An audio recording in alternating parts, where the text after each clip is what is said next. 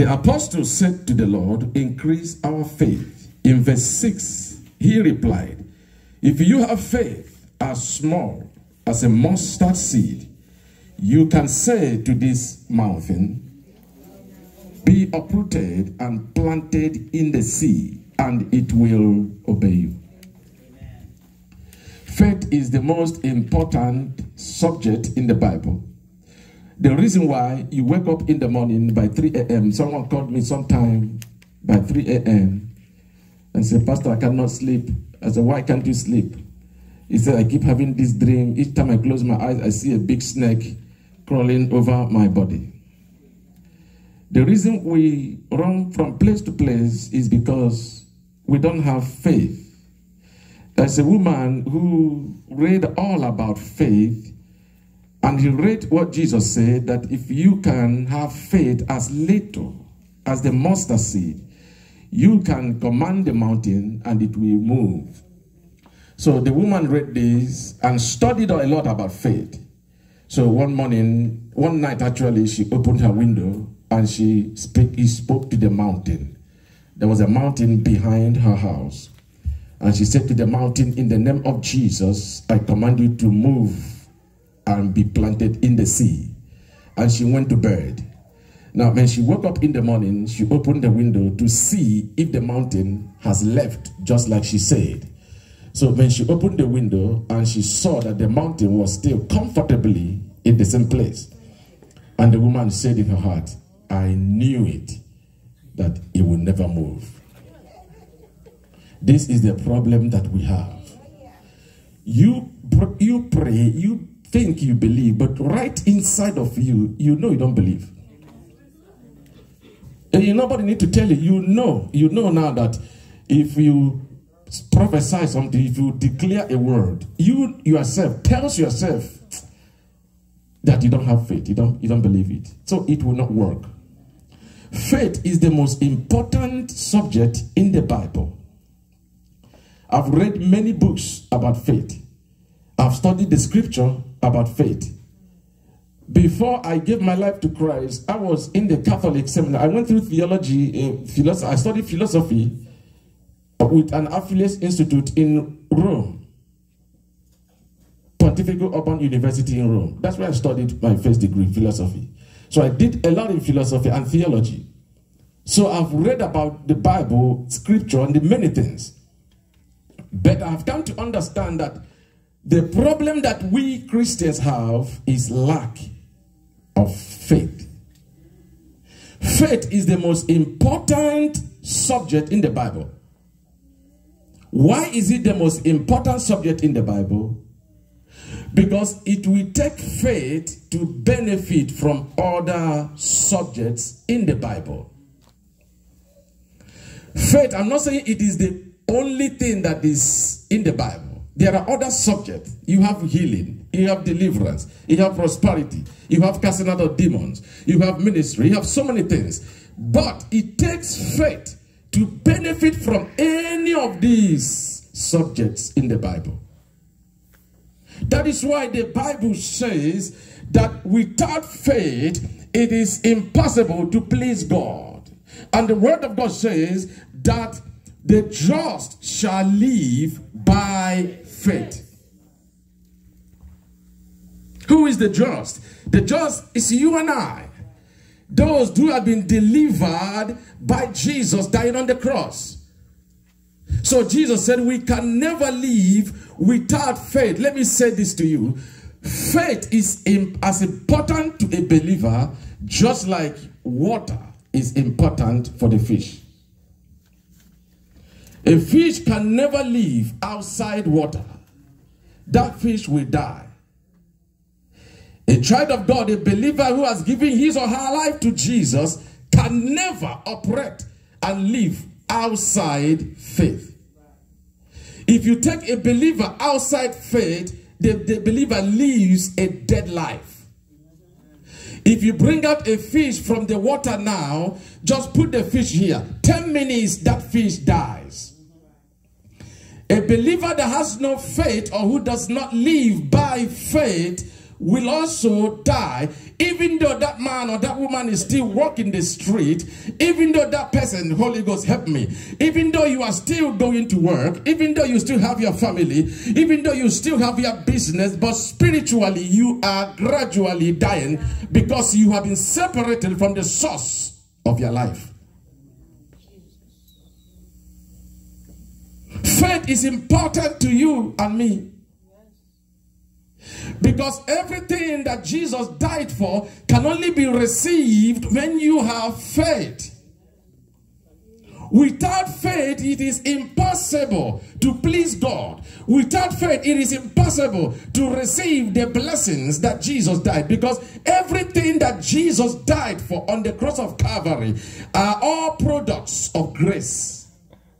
And those things can only be received when you have faith. So without faith, it becomes impossible to be saved.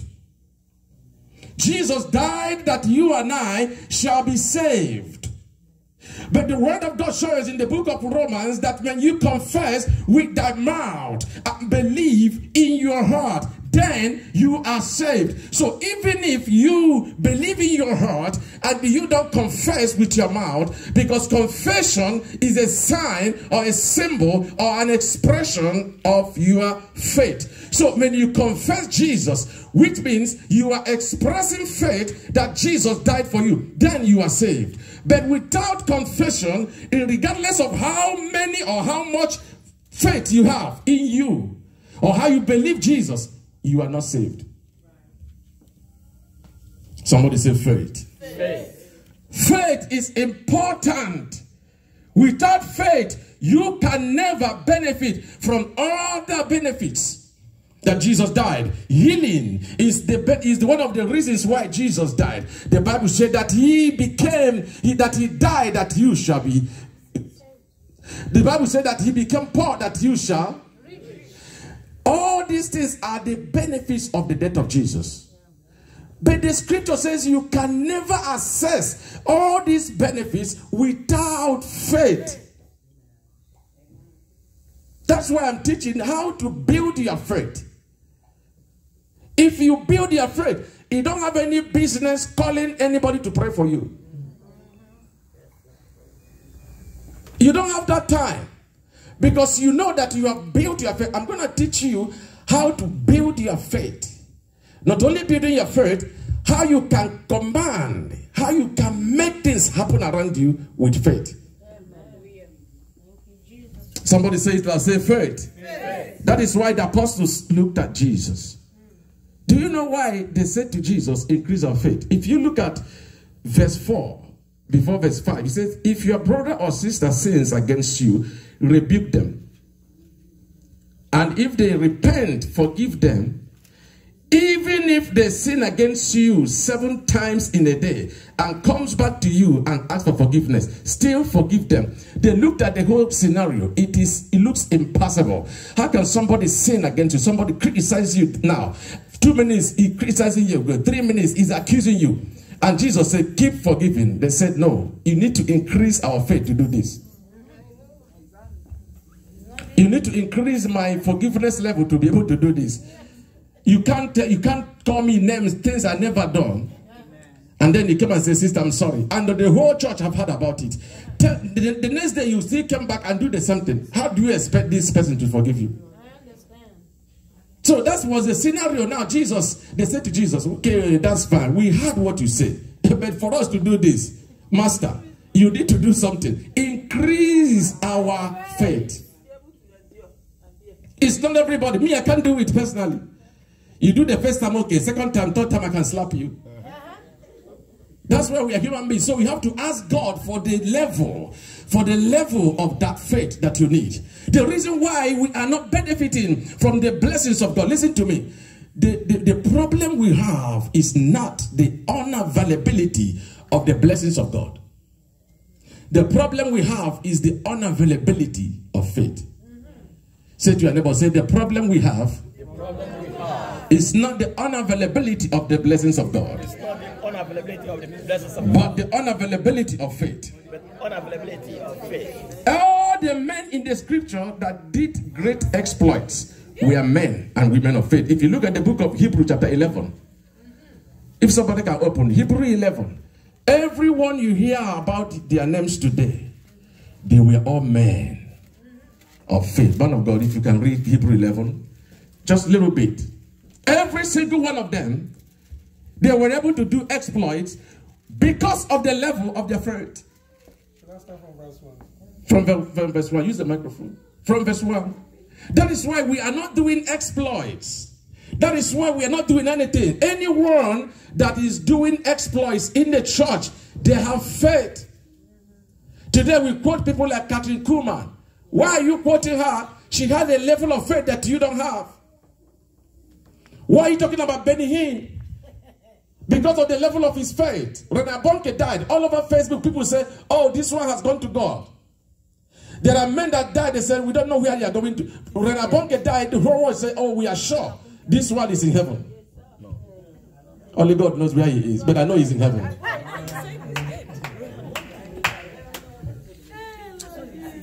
Now, faith is the substance of things hoped for, the evidence of things not seen.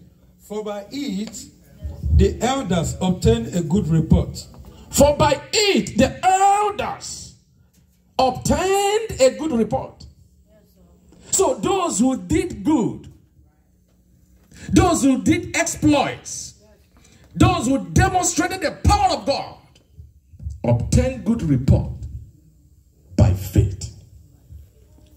Through faith, we understand that the worlds were framed by the word of God, so that things which are seen were not made of things which do appear. By faith, Abel offered unto God a more excellent sacrifice than Cain, by which he obtained witness that he was righteous. Praise God. Did you listen to that? He said, by faith, Abel offered a better sacrifice to God than Cain. So the reason why God accepted the offering of Abel was not because he gave him an animal. It was because Abel gave that offering to God with faith. That is something, the reason why you come to church and you give offering, and your offering is not producing result, is because you give it casually. You don't even know what you are giving. You are giving it, you are thinking you are doing me a favor. You are not, your offering is nothing to do with me. It has nothing to do with anybody. You want to give offering and tithe, you give something tangible with faith. Your offering can never bless you. I say it all the time. What blesses you is the intention. When you give your offering is an expression of faith. Your name is Faith. But God increase you in Jesus' name. Thank you, man. Of this fine. I mean, we don't have all the time. If you go read Hebrew 11, you will see everything, every man of God. All they did was because of faith. Faith is important. If this church, if we can have unity in faith, we can cause revolution in Boston.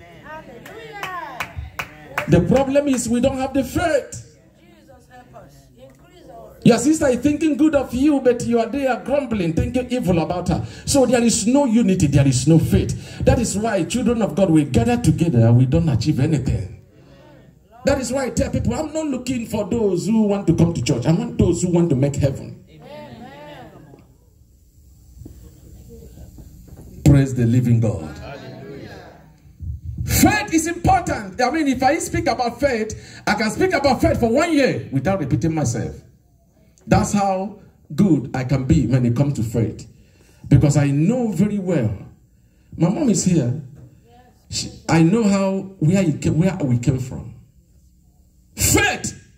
I believed God that God will use me to break the chains of poverty. Amen. We came, in fact, in our lineage, I said it many times, we are among the least in Menesa. 1992, I said to God, he can't continue. you must do something. Faith.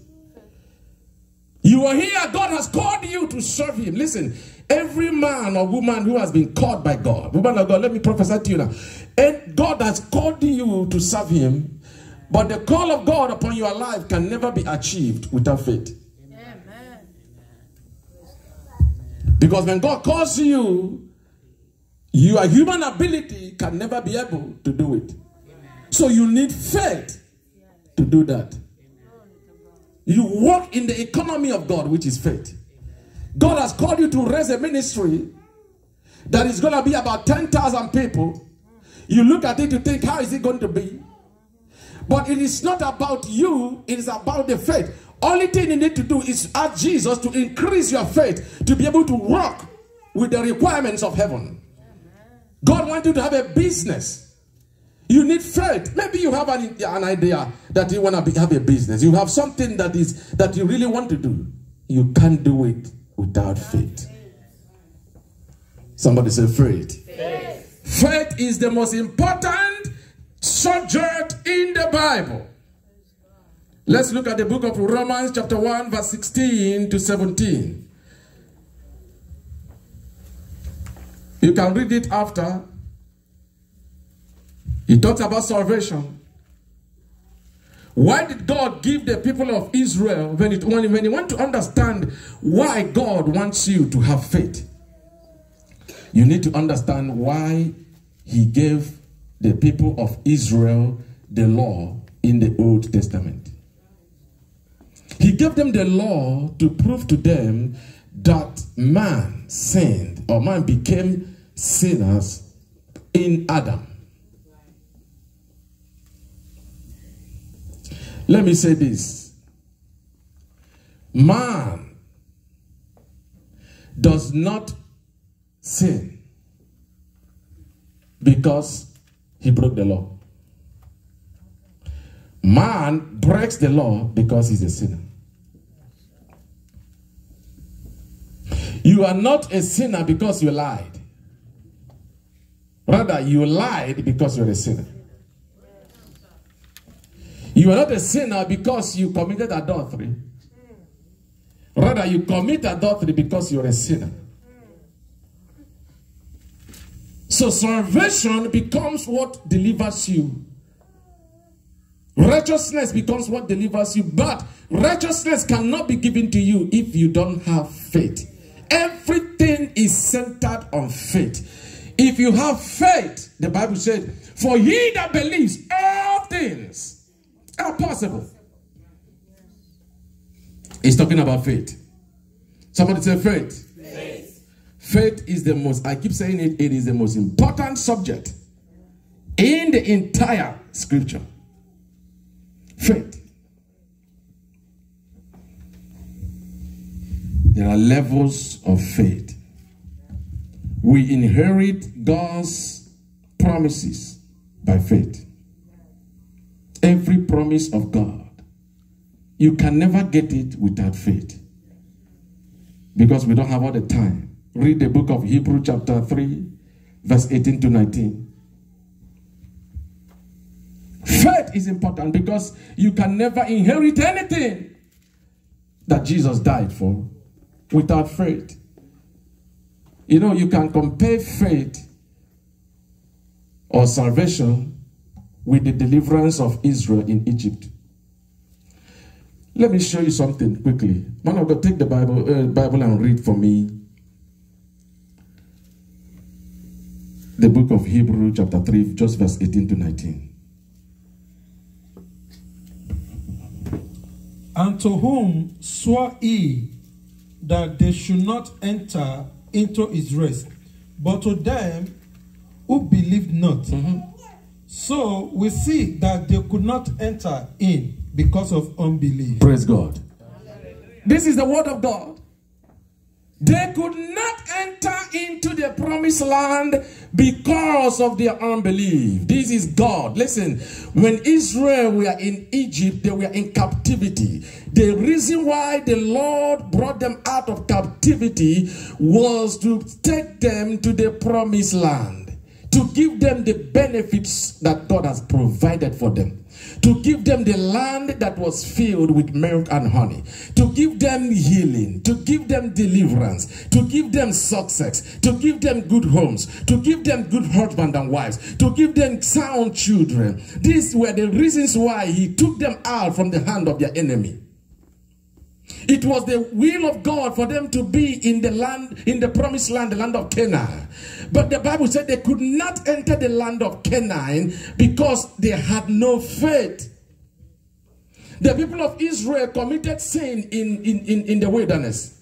In fact, they worshipped another god that was against the first commandment of the Lord. He said, do not worship no other god beside me. So the people of Israel, they worshipped other gods.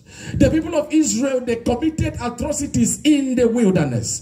The people of Israel did horrible things in the wilderness. God did not consider those things as the criterion that could not lead them into the promised land. But the only thing God saw that was a hindrance, the only thing God saw that was a problem that could not allow them to enter was because of their unbelief. That is the problem we have in the church. The same thing. The day you gave your life to Jesus, you received salvation. You came out of the Egypt that you were in. Just like the people of Israel came out during the time God delivered them. Anytime you gave your life, confess Jesus as my Lord and personal Savior, automatically you have been delivered from Egypt, from your spiritual Egypt. You are now a child of God. You are now supposed to legally to get everything that Jesus died for. When you give your life to Jesus, you have been taken out of Egypt and you are supposed to enter into the promised land. Where is the promised land? Where you receive the blessings of God. Where is the promised land? Where you get healing. Where is the promised land? Where you get prosperity. Where you get success. Where you get better job. But how many of us are in the promised land? We are still like the Israelites. They were able to come out. My God, help me. They were able to come out of Egypt, but never entered into the promised land. Many of us, we gave our life to Jesus. We love Jesus. We know him. But we can never assess the things that is available for them that love him. Why? Because we do not have faith. Shall it say faith? Faith. Anytime you give your life to Jesus, you have just gotten an entry into the university. Many people believe that when they give their life to Jesus, that they are going to go to heaven. It doesn't work, or it's not true. There is a promised land on earth for you to possess before you go. Don't rush to go to heaven now. Complete your assignment here on earth. Me, I'm not going to heaven now. Do you want to go to heaven now? Yeah. A lot of people, when they receive salvation, they relax as if they have arrived. Listen, you have only gotten an admission. You have only gotten an admission. When you accept Jesus, you have been admitted into the sonship. You have become a son. You are no longer a slave. You are no longer a servant. You are now a son. You should begin to get the things in the kingdom. But many of us, when we receive salvation, we relax and begin to speak in tongues, waiting for God to come and take us to heaven. When there is a Canaan, a promised land that God has made available for you on earth, you gave your life to Jesus, you never enjoyed good health. You have given your life every day, you speak in tongues. I lived in a home sometime with one woman. That woman began to speak in tongues from 1 a.m. till... That woman never allowed me to sleep. And her own tongues is just horrible. And she spoke in tongues, and every day she speaks in tongues. Yet she was sick, yet she was poor, yet she was having problems. You know why? No faith. Look at your neighbor and say, do you have faith? Do you have faith? You can imagine the level. Look at, sir, listen, the apostles, they were with Jesus. They ate with Jesus. So these were powerful men. Jesus told them what to do. They looked at themselves. Say, Master, give us faith.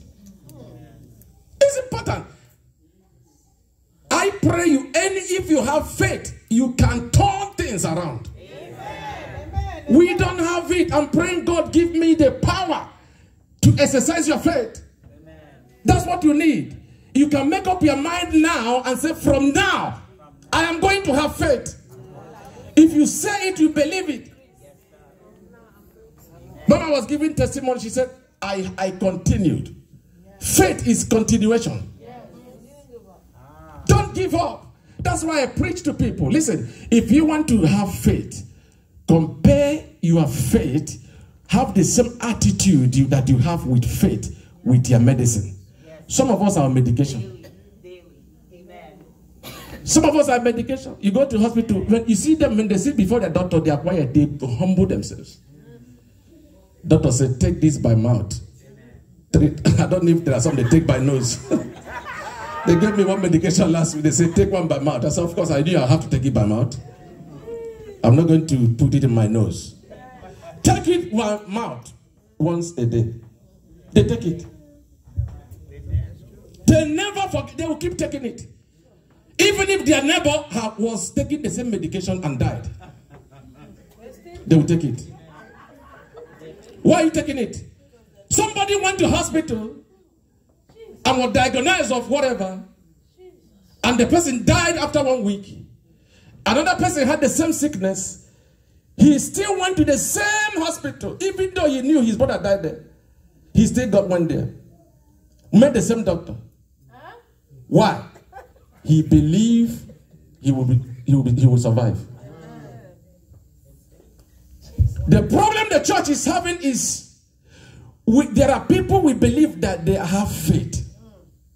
So when such people continue to suffer, we now begin to think that faith does not work. There are people that you believe they pray too much. When you look at them, you say, wow, this one I'm sure it's too much have faith. And you see the same person have stroke.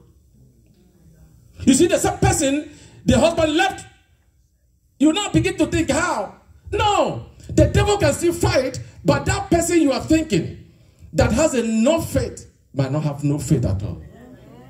Because there are 3 kinds of faith. I will not teach that today. I will teach you 3 levels of faith. There are what is called the 3 kinds of faith, 3 types of faith, and 3 levels of faith. Clap your hands and give God glory.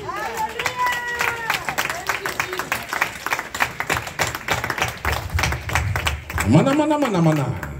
Zoom prende izun trabrandia. I thank God because of wisdom. I just want you to learn something today. People will still go to the same hospital. Even though somebody died last night, they will not run away. Why? Because faith is about continuation, persistent. Because your case is different from other people's cases. Do you know that people trust technology more than their faith? Let me give you an example. I don't know if I said it before. If I owe you money, $5,000, you know, Sister Gloria said, I always mention big money. I like to mention big amount of money because I don't like small money. So you can't see me giving this time with $1. No, I don't need it. $50,000, 1 million. If I owe you $1 million, because that is where we're heading to. I have seen it. If you have not seen it, it's up to you. Listen, before the end of this year, you'll be a millionaire. Did you hear what I said? I receive. Don't write it down. Before the end of 2020, not 2019, 2020, I'm talking about, you will be a millionaire. Wow. I just prophesied into your life. If God gives you $5 million and I look for my 500,000, I will be in trouble. Praise the living God. Praise Master Jesus. She made me forget what I was saying. Talking about money, big money. Big money. Yes, I was talking about big money. If I owe you money, $1 million, and I told you I will go to my bank and transfer that money to you, you may not believe, but until the bank sends you, you look at your phone, you see, or you go to your online banking, You just open the online or on your phone, you said, $1 million transferred from so. You'll be happy. Now, why are you happy? Because you have seen the evidence. That's why you're happy. But that $1 million, do you have it in your pocket? You don't have it. But you believe the technology. That what if it was fake? But we just believe it. We believe it. You see, that is how faith should be. You don't have to have that money physically in your hand.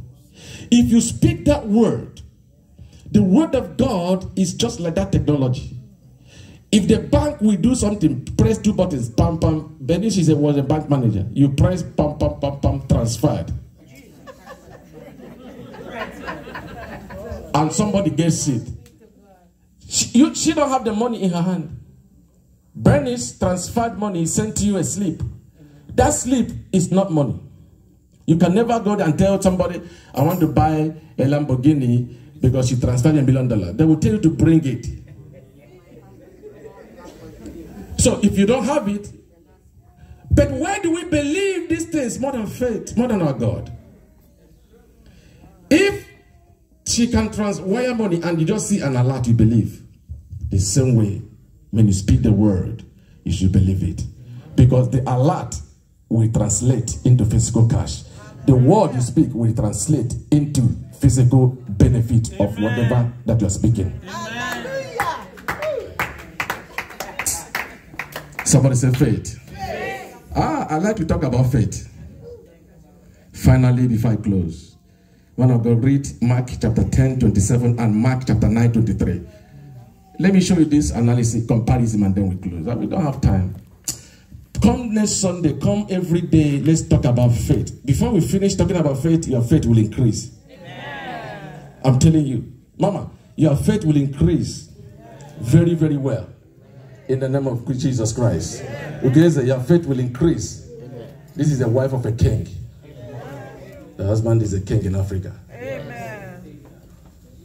She's a good woman. And Jesus, looking upon them, said, with men it is impossible. With men it is impossible. Okay? Not with God. For with God all things are possible. Okay, now read Mark 9:23. Jesus said unto him, if you can believe, all things are possible to him who believes. Yes, praise the Lord. Now, Mark 10:27. Jesus said, for with God all things are possible. Mark 9:23. The same Jesus said, for he that believes all things are possible. Now you can see there is a common factor between God and the man of faith. What is that?